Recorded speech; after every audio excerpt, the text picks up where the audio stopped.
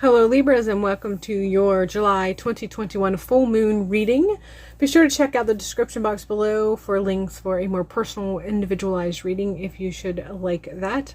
Other than that, let's go ahead and begin. As for this full moon, one of the things that your first card is going to be focusing on is, with focus and intention, I can shape energy in any direction. There is a full message of empowerment in this particular message, really kind of driving home that idea or that knowledge of knowing what you are capable of, embracing it fully, and then doing something with it. So I'm really getting a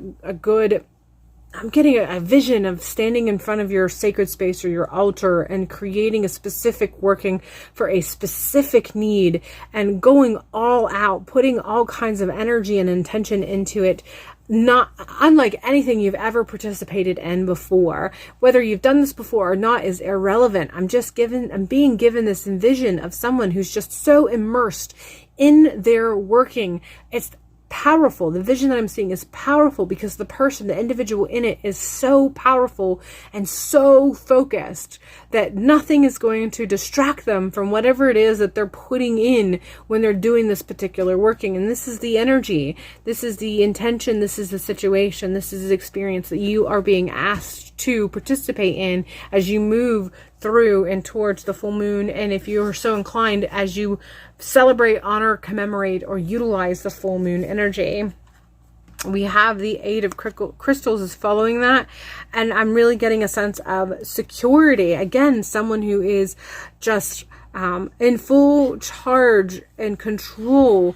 Although they're not physically, tangibly touching every one of those elements, they are in control. They are moving them. They are holding them up. And this is, and it's not even a sense of juggling. And even though this may look or give the appearance of, or be given the impression of juggling something, this is not juggling as much as you are able to have the power to kind of create static energy where you need to, so that you have more time and space to move these elements so that they are better positioned for your overall better outcome. This is the sort of energy and intention that I am getting from your particular reading. We are following this with the twins, and I'm just, two sides is the message that I'm getting coming through with this. The whole concept and overall sense of there being two sides to the situation, but it doesn't feel like it's two sides of the situation as much as it feels like there are two angles you need to be coming in from to be able to control and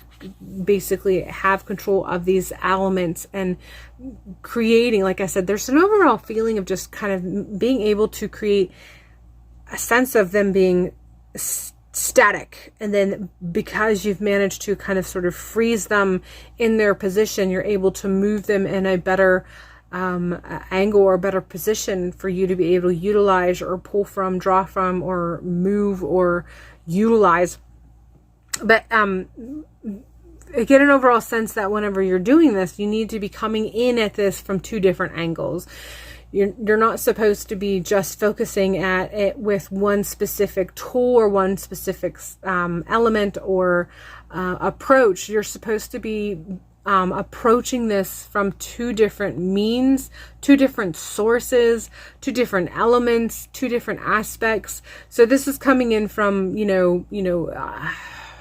you're taking in a point of view of doing a specific working or a type of working, you might in this regard may create both a mojo bag or a jar, as well as do a petition, or do a petition but also create a sigil that you carry with you, or possibly do a candle working for it that's kind of like a petition, but it's an actual magical working, but also maybe use runes on it instead of the usual sigil, something along that line. So kind of pulling from two different aspects that gives you an element of power and control from two different sources.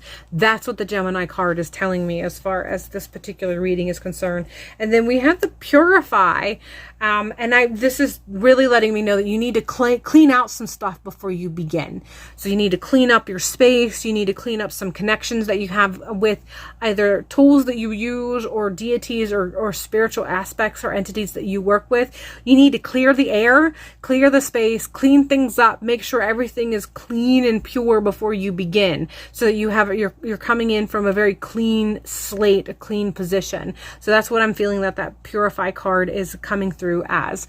All right, Libras, that is all I have for you for this full moon. Hope you feel empowered and have a strong, powerful full moon session, and hopefully I will see you in the next video.